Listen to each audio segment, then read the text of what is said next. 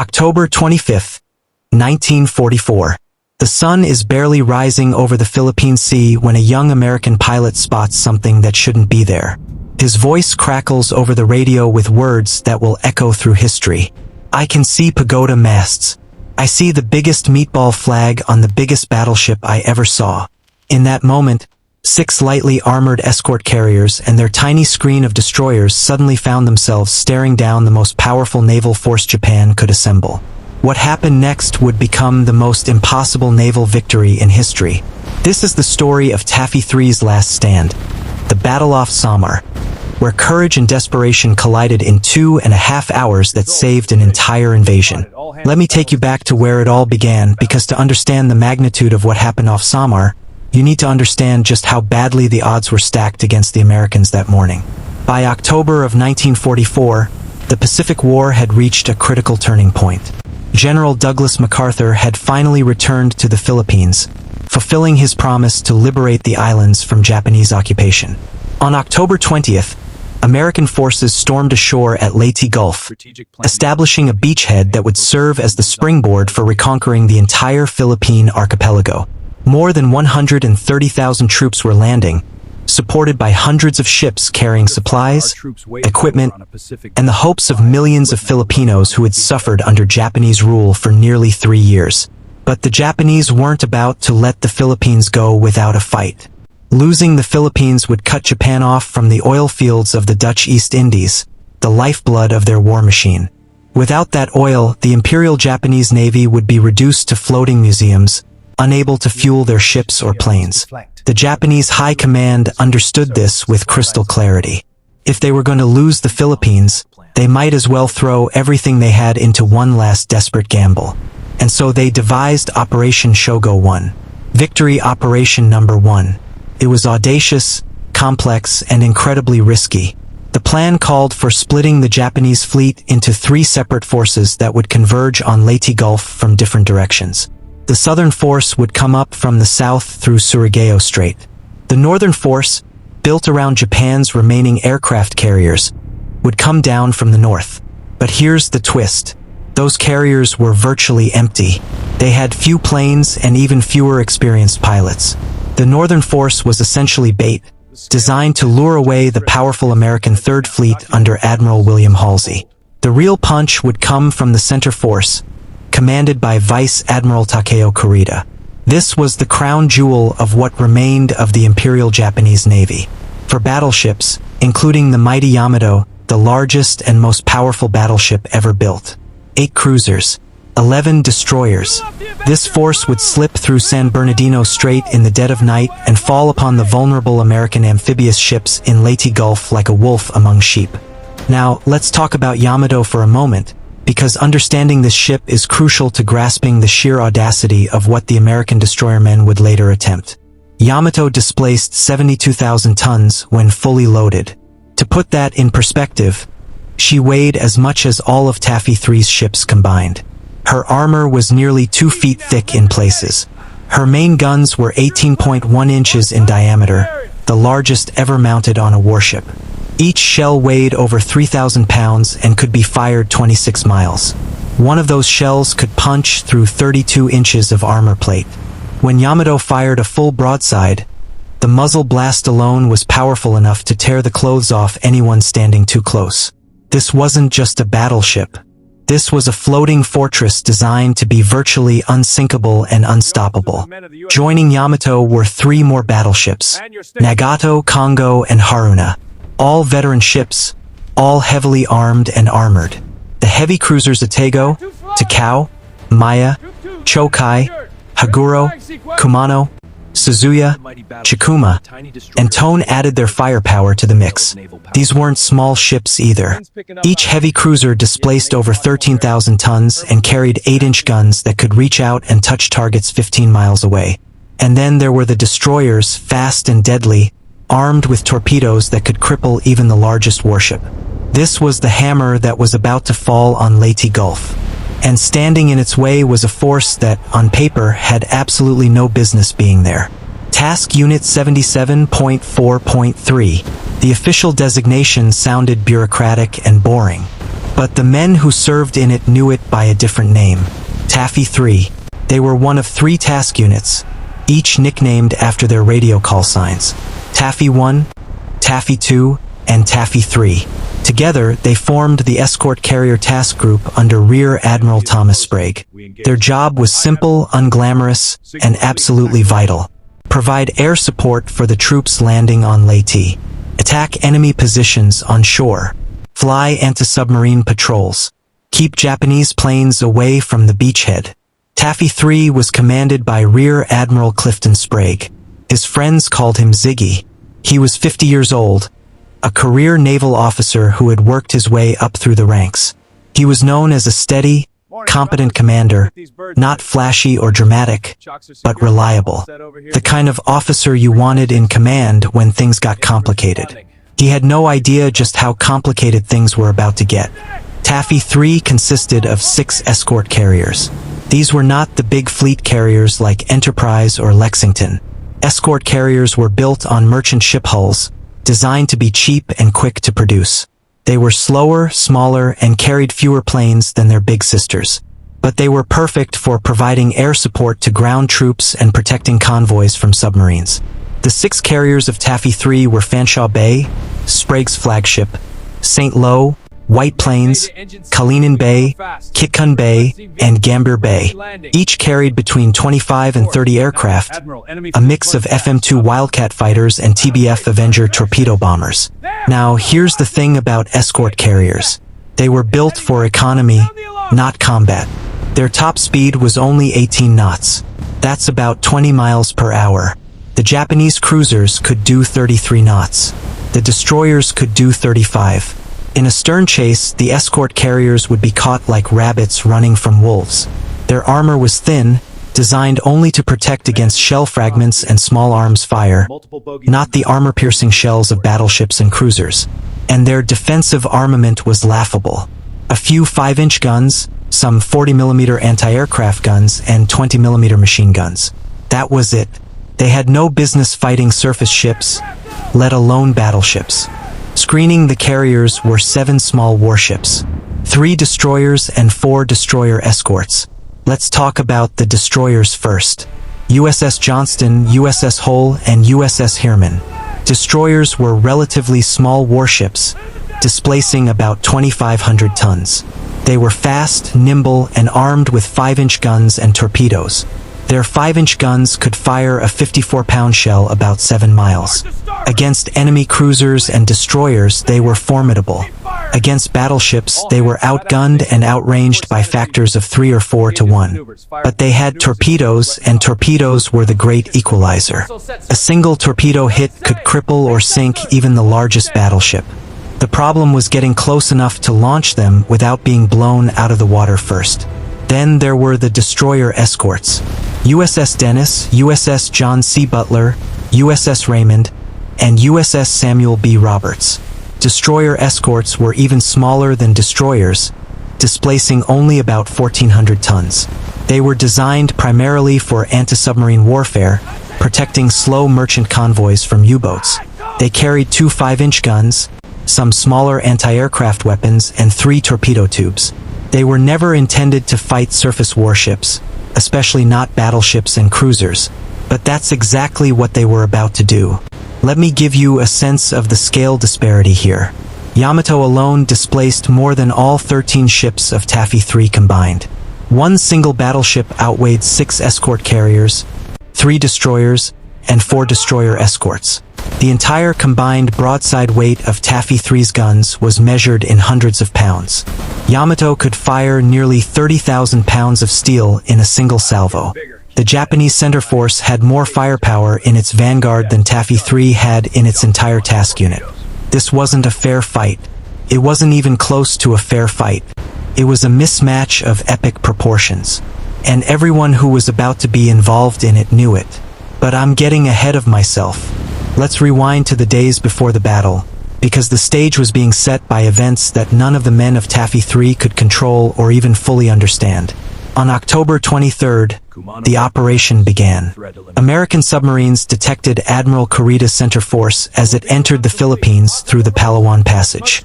The submarines Darter and Dace attacked, sinking 2 heavy cruisers and damaging a third. Kurita transferred his flag from the sinking Atego to the battleship Yamato and pressed on. He knew the Americans would be waiting for him now, but he had his orders.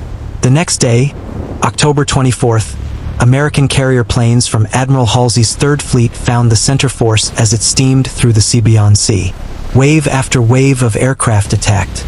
The super battleship Musashi, Yamato's sister ship, was hit by an estimated 19 torpedoes and 17 bombs. She finally rolled over and sank, taking over 1,000 men with her. Other ships were damaged. Kurita, battered and bloodied, turned his force around and headed back west, away from San Bernardino Strait. Halsey's pilots reported that the center force was retreating and badly damaged. Halsey received this report and made a decision that would haunt him for the rest of his life.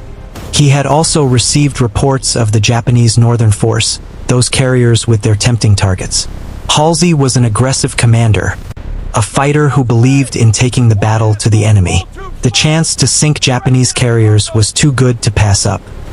He took his entire Third Fleet, all of his battleships, all of his carriers, all of his cruisers, and headed north at flank speed to intercept the Northern Force. He didn't leave anyone behind to guard San Bernardino Strait.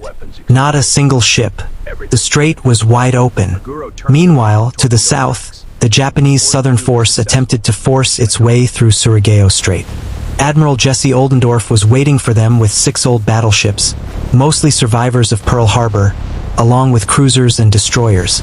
In a textbook naval engagement, Oldendorf crossed the T, bringing his full broadside to bear while the Japanese could only fire with their forward guns. The Southern Force was virtually annihilated. It was the last time in history that battleships would engage in a classic gun duel. But while this was happening, Admiral Kurita had done something that surprised everyone. After withdrawing to the west, he had turned around again. Under cover of darkness and rain squalls, the center force passed through San Bernardino Strait completely undetected. There were no American ships to stop them. No submarines, no destroyers, no patrol boats. Nothing. The strait was unguarded.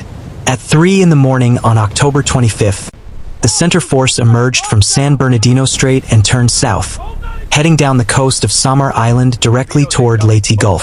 Kurita had no idea that Halsey had taken his entire fleet north. He expected to run into heavy resistance at any moment. But the sea ahead was empty. For hours, his powerful force steamed southward through the darkness, and no one stopped them. No one even knew they were there. 60 miles to the east, Taffy 3 was conducting routine operations. The escort carriers were preparing to launch the first airstrikes of the day against Japanese positions on Leyte. It was going to be another day of grinding, unglamorous work. Launch planes, support the troops, recover planes, rearm them, launch again. Over and over. The sailors had been doing this for days. They were tired, but the work had to be done. At 6:45 in the morning, everything changed. Ensign William Brooks was flying an anti-submarine patrol from the St. Lo. His job was to look for Japanese submarines that might threaten the carriers. Instead, he saw ships on the horizon to the northwest. At first, he thought they must be American ships, maybe part of Admiral Halsey's fleet. But as he flew closer to identify them, something didn't look right. The silhouettes were wrong. The profiles were wrong. And then he saw it. The distinctive pagoda-style masts of Japanese battleships. The huge red circle of the rising sun flag. He radioed back to St. Lo, his voice urgent. "I can see pagoda masts. I see the biggest meatball flag on the biggest battleship I ever saw." Admiral Sprague was on the bridge of the Fanshawe Bay when he received the report. His first reaction was disbelief. It had to be a mistake. Some young pilot who didn't know how to identify ships properly. He ordered the pilot to check his identification. 3 minutes later, the pilot responded. Identification of enemy force confirmed. Ships have pagoda masts. At almost the same moment, lookouts on the escort carriers saw anti-aircraft fire bursting on the northwestern horizon. And then they saw the ships themselves. Tall masts and superstructures. Many ships, large ships, coming fast. And then the first salvo arrived. Huge columns of water erupted around the escort carriers, some of them over 100 feet high. Different colors. The Japanese used colored dyes in their shells so that each ship could spot the fall of its own shells. Red, green, yellow, purple. A rainbow of death falling from the sky. Sprague didn't need any more confirmation. He grabbed the radio and sent out a message in plain language. No codes, no encryption, just raw urgency. Enemy surface force of 4 battleships, 7 cruisers, and 11 destroyers sighted 20 miles northwest of your task group and closing in at 30 knots. In that instant, Sprague understood the full horror of his situation. His slow, lightly armored carriers were caught in the open with a vastly superior enemy force bearing down on them. Admiral Halsey and the Third Fleet were hundreds of miles to the north, chasing the Japanese carriers. The Seventh Fleet's battleships were to the south, low on fuel and ammunition after the night battle at Surigao Strait. There would be no help. Taffy 3 was on its own. Sprague had to make decisions, and he had to make them fast. Every second counted. He ordered his carriers to turn east, heading directly away from the Japanese at their best speed. He ordered them to make smoke. Every ship that could generate smoke started pumping out thick black clouds from their funnels and chemical smoke generators. Within minutes, a dense smoke screen began to build, obscuring the carriers from Japanese view. He ordered all aircraft to launch immediately. Planes that were armed, planes that were being armed, planes that had just landed, it didn't matter. Get them in the air.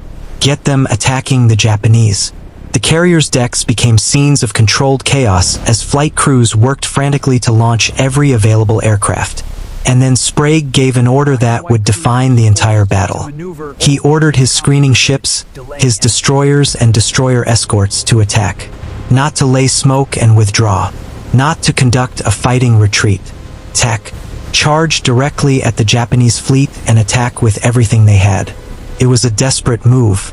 Those 7 small ships were being ordered to attack a force that included 4 battleships, 8 cruisers, and 11 destroyers.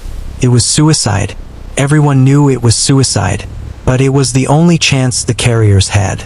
If the screening ships could disrupt the Japanese formation, force them to maneuver, maybe, just maybe, buy enough time for the carriers to escape or for help to arrive.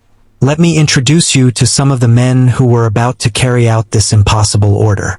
Because this story isn't just about ships and tactics. It's about people. Real people who made choices under unimaginable pressure. Commander Ernest Evans commanded the destroyer Johnston. He was 36 years old, of Native American descent, part Cherokee and part Creek. He had grown up in Oklahoma and joined the Navy in 1926. He worked his way up through the ranks, earned an appointment to the Naval Academy, and graduated in 1931. His classmates called him the Chief because of his heritage and his natural leadership ability. Evans had taken command of Johnston at her commissioning ceremony just 1 year earlier, on October 27, 1943. At that ceremony, he had made a speech that his crew would never forget. "This is going to be a fighting ship," he told them. "I intend to go in harm's way, and anyone who doesn't want to go along had better get off right now." He meant every word of it. Evans was a fighter. He had been in combat before at the Battle of the Java Sea, and he had seen what happened when ships hesitated or held back. He had no intention of hesitating. When he heard Admiral Sprague's order to attack, he didn't wait for further instructions. He didn't wait for the other destroyers to form up. He ordered Johnston to turn directly toward the Japanese fleet and charge at flank speed. He was going to hit them, and he was going to hit them hard. Commander Leon Kintberger commanded the destroyer whole. He was the commander of Destroyer Squadron 47, which made him the senior destroyer officer present. Technically, he should have been coordinating the attack, but there wasn't time for coordination. Johnston was already charging ahead. Kintberger ordered Hull to follow. Like Evans, Kintberger understood that hesitation meant death. Attack was their only option. Commander Amos Hathaway commanded the destroyer Heermann. He was newer to command than Evans or Kintberger, but he was no less determined. When he saw Johnston charging toward the Japanese, He didn't need anyone to tell him what to do. He ordered Heermann to join the attack. And then there were the destroyer escorts. Lieutenant Commander Robert Copeland commanded the Samuel B. Roberts. His ship was smaller, slower, and more lightly armed than the destroyers, but Copeland had no intention of staying behind. He had named his ship the Destroyer Escort that fought like a battleship, and he was about to prove it. When Admiral Sprague ordered the destroyer escorts to make a torpedo attack, Copeland turned his ship toward the enemy without hesitation. The other destroyer escort commanders did the same. Dennis, John C. Butler, Raymond. For small ships that had been designed to fight submarines were about to attack battleships. It was David versus Goliath, except David was outnumbered and outgunned by a factor of 10 to 1. At 6:57 in the morning, Commander Evans and the Johnston opened fire. They were still over 20,000 yards from the Japanese fleet, at the very edge of their gun range, but Evans wasn't waiting. Johnston's 5.5-inch guns began firing as fast as the crews could load them. The shells arced through the air and splashed down near the Japanese cruisers. The range was extreme, and at first the shells fell short. But the gun crews adjusted, and soon they were straddling the targets, shells landing just short and just over, walking the impacts closer to the enemy ships. At the same time, Johnston began making smoke. Thick white chemical smoke poured from generators on her deck, mixing with the black smoke from her funnels.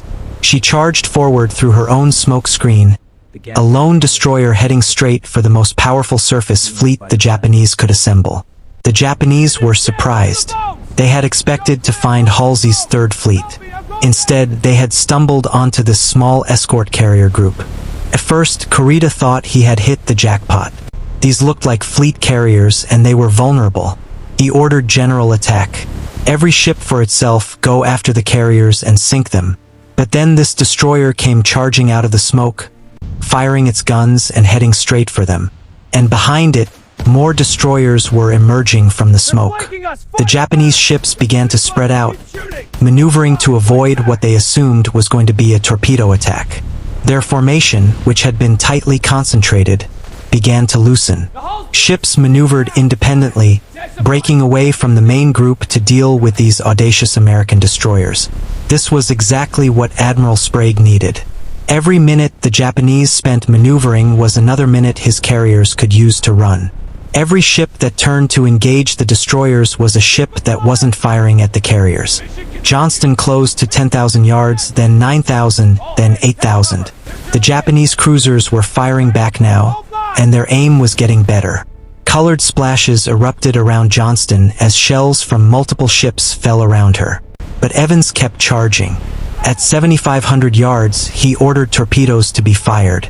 All 10 of Johnston's Mark 15 torpedoes launched, spreading out in a fan toward the Japanese heavy cruiser Kumano. At least 2, possibly 3 of those torpedoes hit Kumano. The heavy cruiser's bow was blown completely off. She was forced to turn away from the battle, escorted by her sister ship Suzuya. 2 heavy cruisers, 30,000 tons of warships, were knocked out of the fight by a single destroyer before the battle was even 10 minutes old. But Johnston's luck was about to run out. As she turned away from her torpedo run, trying to hide back in the smoke, she was caught by the Yamato. 3 18-inch shells, each weighing over 3,000 pounds, hit Johnston almost simultaneously. One struck the bridge, killing or wounding most of the personnel there. Commander Evans was hit by shrapnel that tore off 2 of his fingers and shredded his shirt. The after-engine room was hit, cutting Johnston's speed in half. A 3rd shell smashed into her hull, causing flooding. The ship was badly hurt, but she was still afloat, and she could still fight. Evans refused medical attention. He ordered his wounds bandaged and told the corpsmen to focus on the men who were more seriously injured. He moved his command post to the aft steering station and continued to direct the battle. Johnston couldn't make full speed anymore, but her guns still worked, and Evans was going to use them. While Johnston was making her run, Hull and Heermann were executing their own attacks. Hull went after the battleship Congo, closing to within 9,000 yards and launching 5 torpedoes. None of them hit, but Congo was forced to turn away to avoid them. taking her out of the battle temporarily. Hull then turned her torpedoes on the heavy cruiser Haguro and launched her remaining 5 torpedoes. Again, no hits, but Haguro also turned away. But Hull was taking massive damage. She was hit by over 40 shells in a 20-minute period. Her bridge was destroyed, her engine rooms were flooded, her guns were knocked out one by one. Commander Kintberger was wounded but continued to direct the battle from the open deck. At 8:30 in the morning, less than 90 minutes into the battle, Hull's remaining engine failed. She was dead in the water and sinking. Kintberger gave the order to abandon ship. Hull rolled over and sank, taking over 300 men with her, including Commander Kintberger. Heermann made a run at the battleships Haruna and Congo, launching all of her torpedoes. Again, no confirmed hits, but the battleships were forced to maneuver away from the carriers to avoid the torpedoes. Heermann then turned to engage the heavy cruiser Chikuma with gunfire. At point-blank range, less than 5,000 yards, Heermann and Chikuma traded salvos. Heermann took damage, but she gave as good as she got, hitting Chikuma repeatedly with her 5-inch guns. And then the destroyer escorts joined the battle. Lieutenant Commander Copeland brought the Samuel B. Roberts charging in at flank speed. For 2 hours, this small ship engaged Japanese cruisers and battleships as if she were a full-size destroyer. Her 2 5-inch guns fired as fast as the crews could load them. The aft gun crew, led by gunner's mate 3rd Class Paul Henry Carr, fired over 300 rounds. They fired so fast and so continuously that the gun became too hot to load normally. The crew had to manually crank the gun into position and hand-load each shell into the overheated breech. And then disaster struck. A powder charge cooked off in the gun, exploding inside the mount. The explosion tore through the gun crew, killing most of them instantly. Paul Henry Carr was ripped open from neck to groin by shrapnel. He lay dying in the wreckage of his gun mount, holding the last shell, begging someone to load it into the gun so they could fire one more time. He died moments later, still holding that shell. The Samuel B. Roberts took multiple hits from Japanese cruisers and battleships. Her engine room was flooded. Her hull was torn open. Fires raged throughout the ship. At 9 o'clock in the morning, she lost power and began to sink. Copeland gave the order to abandon ship. The Samuel B. Roberts went down, taking 89 men with her. Dennis, John C. Butler, and Raymond also made their runs, firing guns and torpedoes at targets that could have destroyed them with a single salvo. They took damage, but they survived. Their crews would later say that their survival was a combination of luck, smoke, rain squalls, and the Japanese being so focused on the destroyers and carriers that they didn't systematically engage the smaller destroyer escorts. But while the surface ships were fighting their desperate battle, another element was joining the fight. The aircraft from Taffy 3's carriers. Remember, when the Japanese were first sighted, Admiral Sprague had ordered all aircraft to launch immediately. Many of these planes were armed only with general-purpose bombs meant for attacking troops and installations on shore. Some had depth charges for anti-submarine warfare. These were not armor-piercing bombs designed to penetrate the thick deck armor of battleships. A general-purpose bomb might damage a destroyer or a cruiser, but against a battleship it would barely scratch the paint. And depth charges were completely useless against surface ships. But the pilots didn't care. They had their orders. Attack. So they attacked. Wildcat fighters and Avenger torpedo bombers dove on the Japanese ships again and again. They dropped whatever ordnance they had, and when they ran out of bombs and torpedoes, they made dry runs, diving at the ships without releasing anything, forcing the Japanese to maneuver and disrupting their aim. Some pilots made over a dozen runs during the course of the battle. They would attack, return to their carrier to rearm, then attack again. And when the carriers couldn't rearm them fast enough, they would land on any carrier that had space, get rearmed there, and go back out. Pilots from Taffy 2 and even Taffy 1 joined in, flying dozens of miles to attack the Japanese force. Lieutenant Commander Edward Huxtable was commanding a squadron of Avengers from the Gambier Bay. His planes were armed with depth charges, absolutely the worst possible weapon for attacking surface ships. But Huxtable didn't hesitate. He led his squadron in, diving through intense anti-aircraft fire, and dropped his depth charges on the cruisers. The depth charges didn't do any significant damage, But the attack forced the cruisers to maneuver, and every maneuver meant a few more minutes for the carriers to escape. Ensign John Gallagher was flying an Avenger from the St. Lo. He had one torpedo and a plane that was already showing signs of mechanical trouble. He made his run on the heavy cruiser Tone, flying through a curtain of anti-aircraft fire so thick that it seemed impossible anything could survive. His torpedo hit Tone in the stern, damaging her propellers and slowing her down. Gallagher's plane was so badly damaged by anti-aircraft fire that he couldn't make it back to his carrier. He ditched in the ocean and was later rescued. Commander Richard Fowler was leading a composite squadron from the Kitcun Bay. His planes were armed with general-purpose bombs and rockets. He attacked the heavy cruiser Chikuma, scoring multiple hits with bombs and rockets. Chikuma was damaged and forced to slow down. Later in the day, additional air attacks would sink her. The pilots were exhausted, flying mission after mission without rest. Some of them made 6 or 7 sorties during the battle. They faced intense anti-aircraft fire from scores of Japanese ships. But they kept attacking, kept diving through the flak, kept pressing home their attacks no matter how inadequate their weapons were. There's a story about one pilot who ran completely out of ammunition and ordnance. He had nothing left to drop on the Japanese. So he found a fresh Coke bottle in his cockpit, flew over a Japanese cruiser, and dropped the bottle on it. It didn't do any damage, but it was his way of saying, "I'm not giving up." But let's return to the surface battle, because while the aircraft were harassing the Japanese, the surface ships were still fighting for their lives. The escort carriers were running as fast as they could, which wasn't very fast at all. 18 knots, about 20 miles an hour. The Japanese cruisers could do 33 knots. The battleships could do 30. The mathematics were brutal. The Japanese were gaining on them slowly but inexorably. Admiral Sprague was doing everything he could to buy time.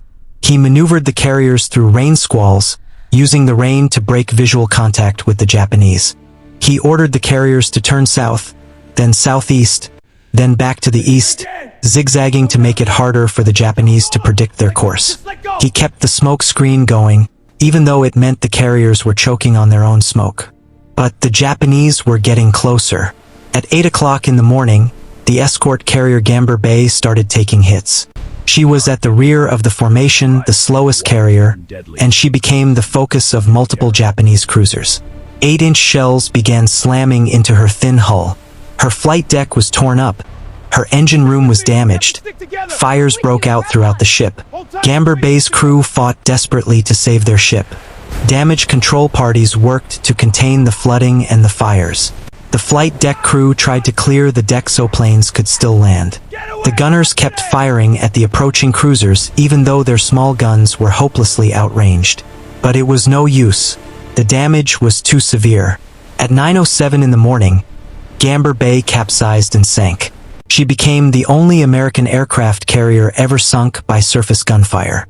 Of her crew of over 800 men, more than 130 were killed. The survivors were left floating in the water in life jackets and on rafts, watching the battle continue around them.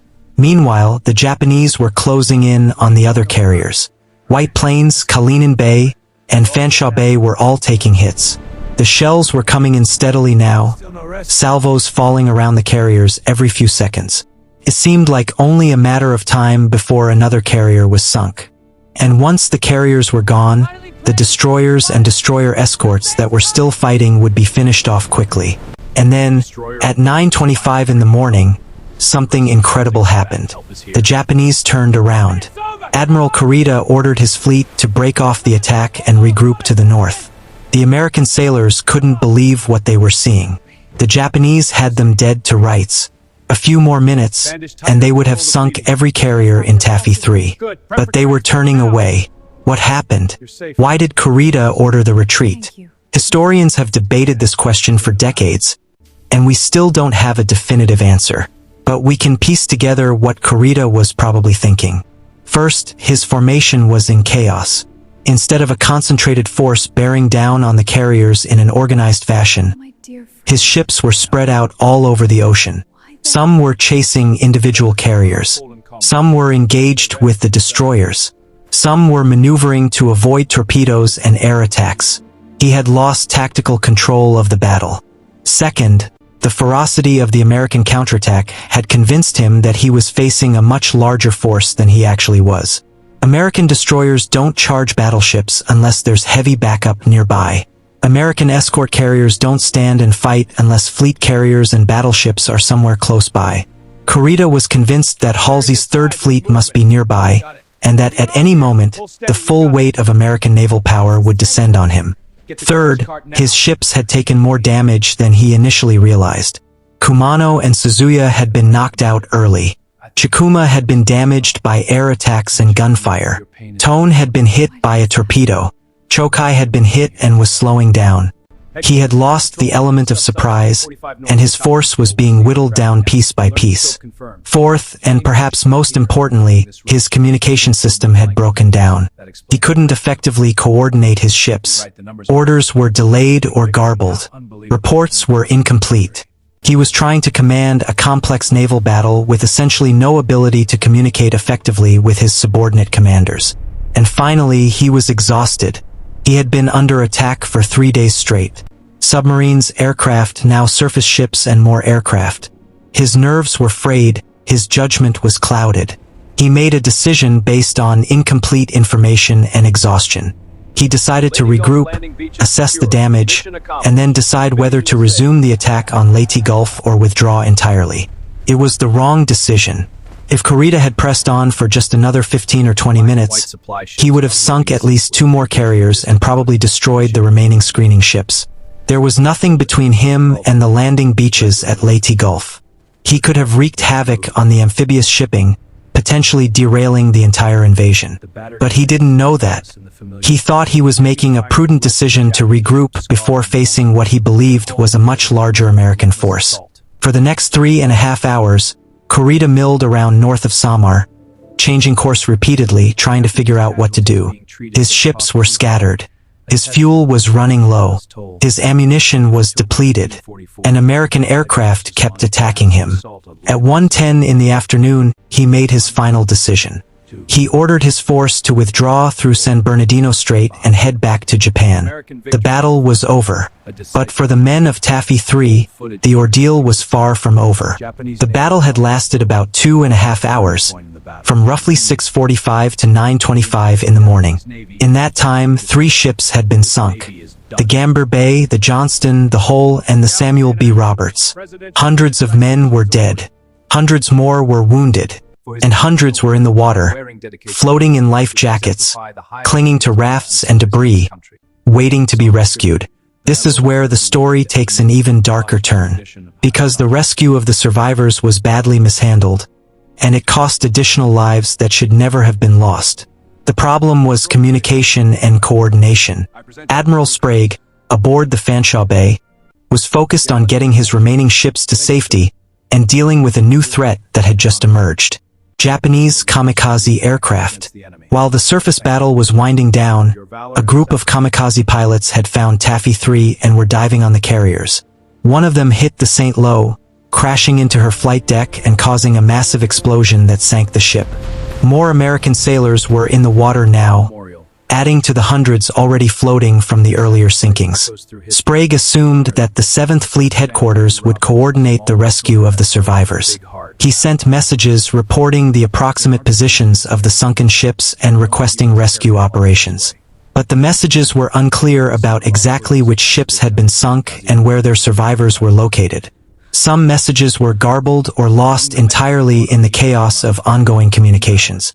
At 7th Fleet headquarters, Admiral Thomas Kincaid was dealing with multiple crises. The surface battle off Samar, the kamikaze attacks, the aftermath of the battle at Surigao Strait, and the overall coordination of the Leyte invasion. The rescue of survivors was a priority, but it wasn't the only priority. And the confusion about where the survivors were located delayed the deployment of rescue ships. It would be nearly 2 full days before rescue operations were fully organized and implemented. 48 hours. 2 days and 2 nights, the survivors floated in the tropical Pacific, exposed to the sun during the day and the cold at night. They had no food, no water except what was in the emergency supplies on the life rafts. Some men died of their wounds. Some died of exposure. Some drank seawater in their desperation and went mad. Some simply gave up and let themselves slip beneath the waves. And then there were the sharks. The warm waters of the Philippines are home to many species of sharks, and the scent of blood from wounded men drew them in. The survivors huddled together on rafts and in floater nets, trying to make themselves as unappealing to the sharks as possible. Some men were pulled under and never seen again. Others fought off sharks with knives and bare hands. Commander Evans of the Johnston was never seen again after giving the order to abandon ship. Some survivors said they saw him in a damaged lifeboat. Others said he was too badly wounded to make it off the ship. His body was never recovered. He was posthumously awarded the Medal of Honor for his actions during the battle.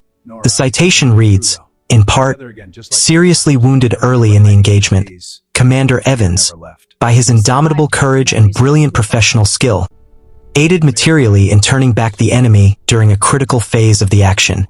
Of Johnston's crew of 327 men, only 141 survived. Nearly 200 men were lost, killed in action or during the days floating in the water waiting for rescue. Hull's survivors fared even worse. Of her crew of 350 men, only 86 survived. Over 250 men were lost. The Samuel B. Roberts lost 89 men killed and 90 wounded out of a crew of 224. Over 120 men survived the sinking and were eventually rescued. Gamber Bay lost 143 men out of a crew of over 800. Most of those deaths occurred during the sinking or in the immediate aftermath. Many men went down with the ship when she capsized. In total, Taffy 3 lost over 1,000 men killed during the battle and the aftermath. It was comparable to the combined American losses at the battles of the Coral Sea and Midway. The cost had been high, but they had achieved their objective. The invasion force at Leyte Gulf had been saved. The aftermath of the battle saw an outpouring of recognition for the men of Taffy 3. Taffy 3 was awarded the Presidential Unit Citation, one of the highest honors that can be given to a military unit. The citation reads, in part, for extraordinary heroism in action against powerful units of the Japanese fleet during the battle off Samar. The gallant ships of the task unit waged battle fiercely against the superior speed and firepower of the advancing enemy, and the unit's valiant destroyers and destroyer escorts charged the battleships point blank and, expending their last torpedoes in desperate defense of the entire group, went down under the enemy's heavy shells as a climax to 2.5 hours of sustained and furious combat. Individual medals were awarded to many of the officers and men who had distinguished themselves. Besides Commander Evans, several other men were recommended for the Medal of Honor, though not all of those recommendations were approved. Many received the Navy Cross, the second highest award for valor. Scores received Silver Stars, Bronze Stars, and Purple Hearts. But perhaps the most telling commendation came from Admiral Chester Nimitz, the Commander-in-Chief of the Pacific Fleet. After reviewing the reports of the battle, he wrote that the success of Taffy 3 was nothing short of special dispensation from the Lord Almighty. Even Nimitz, one of the greatest naval commanders in American history, could barely believe what had happened. The Japanese suffered significant losses as well. The heavy cruisers Chokai, Chikuma, and Suzuya were all sunk, either during the battle or shortly afterward as a result of damage sustained. Kumano was so badly damaged that she eventually limped back to Japan, only to be sunk by a submarine months later. Other ships were damaged to varying degrees. Most importantly, the center force had been turned back. Kurita's failure to press on to Leyte Gulf meant that the invasion was saved. But the human cost on the Japanese side was also high. The 3 sunken cruisers took over 2,700 men down with them. Hundreds more were killed on other ships during the air attacks and surface combat. For the Japanese, the battle off Samar was another step on the road to defeat, another demonstration that they could not win the war. The Battle of Leyte Gulf as a whole was a decisive American victory. The Japanese had committed nearly every operational warship they had to the operation, and they had lost catastrophically. 4 aircraft carriers sunk, 3 battleships sunk, 10 cruisers sunk, 11 destroyers sunk. The Imperial Japanese Navy as an effective fighting force essentially ceased to exist after Leyte Gulf. They still had ships, but they lacked the fuel, the aircraft, the trained pilots, and the will to conduct major operations. The Americans had control of the seas around the Philippines, and that control would never be challenged again. But let's talk about the broader significance of the Battle off Samar. Why does this battle matter? Why is it remembered as one of the greatest last stands in naval history? First, it's a story of incredible bravery against overwhelming odds. The men of Taffy 3 knew they were outmatched. They knew that attacking the Japanese fleet was probably suicide. But they did it anyway because it was their duty and because there was no one else who could do it. That kind of courage, that willingness to face death in order to protect others, is rare and precious. Second, it's a demonstration of the power of aggressive action. Admiral Sprague could have ordered his ships to scatter and run, every ship for itself. That probably would have been the tactically prudent thing to do. Some of the carriers might have escaped, but instead, he ordered his destroyers to attack, knowing that most of them would probably be sunk. That aggressive response disrupted the Japanese formation, bought time for the carriers, and ultimately convinced Admiral Kurita that he was facing a much larger force than he actually was. Third, it shows the importance of leadership at every level. Commander Evans didn't wait for orders from the screen commander. He saw what needed to be done and he did it, immediately and without hesitation. Lieutenant Commander Copeland took his tiny destroyer escort into a fight with battleships because that's what the mission required. Every captain, every officer, every enlisted man who stayed at his post and did his job under fire contributed to the victory. Fourth, it demonstrates the value of coordination between surface ships and aircraft. The aircraft from Taffy 3's carriers couldn't sink the Japanese battleships with the weapons they had, but they could harass them, distract them, force them to maneuver, and inflict damage on the lighter cruisers and destroyers. The combination of surface torpedo attacks and continuous air attacks created a situation that was far more dangerous and confusing for the Japanese than either element would have been alone. Fifth, it's a reminder that battles are decided by people, not just by ships and weapons. On paper, Taffy 3 had absolutely no chance against the center force. The firepower disparity was overwhelming. But the determination, courage, and fighting spirit of Taffy 3's crews turned what should have been a one-sided massacre into a victory. The Japanese had bigger guns and thicker armor, but the Americans had something more important. They had the will to fight. And finally, the battle off Samar is significant because of what didn't happen. The Japanese center force could have destroyed the entire amphibious fleet at Leyte Gulf. They could have sunk dozens of transports, cargo ships, and landing craft. They could have bombarded the beaches where American troops were fighting. They could have turned the invasion into a disaster, potentially delaying the liberation of the Philippines by months. But they didn't because Taffy 3 stopped them. 6 escort carriers and 7 screening ships held off one of the most powerful surface fleets ever assembled, long enough for that fleet to turn away. That's an extraordinary accomplishment. The wrecks of the sunken ships lay on the ocean floor for decades, undisturbed. The survivors of the battle went on with their lives. Some stayed in the Navy. Some returned to civilian life. They formed associations, held reunions, and kept the memory of their fallen shipmates alive. But for most of the world, the battle off Samar faded into history, overshadowed by bigger battles like Midway, Guadalcanal, and Iwo Jima. Then, in the 21st century, advances in deep-sea exploration technology made it possible to locate and document the wrecks. In October 2019, the wreck of the USS Johnston was found by explorer Victor Vescovo. She was lying at a depth of over 21,000 feet, more than 4 miles down. The wreck showed extensive damage from the battle, testament to the ferocity of the fight she had been in. The discovery made headlines and brought renewed attention to the battle and to Commander Evans' heroism. In June 2022, Vescovo's team found the wreck of the USS Samuel B. Roberts. At over 22,600 feet, she is the deepest shipwreck ever discovered. The wreck is broken into 2 main pieces, lying on a slope on the ocean floor. Images of the wreck show her torpedo tubes, her gun mounts, and the shattered remains of her hull. Lieutenant Commander Copeland's description of her as the destroyer escort that fought like a battleship seems even more poignant when you see the wreck and understand what she went through.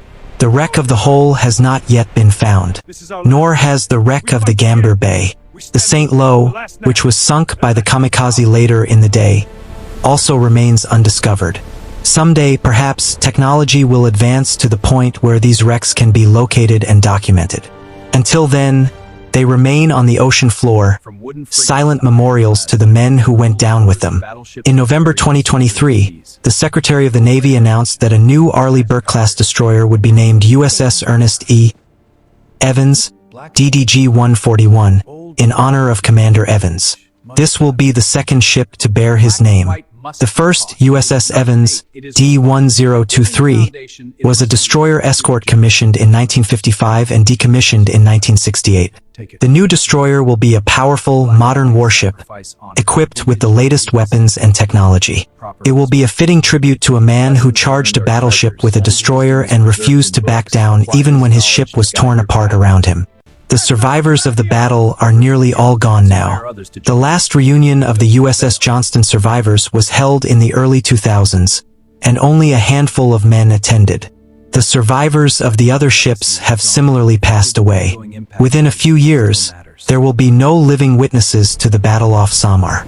The last men who saw the pagoda masts on the horizon, who heard the shells screaming overhead, who felt their ships shudder from hits, who swam in the shark-infested waters waiting for rescue, will all be gone.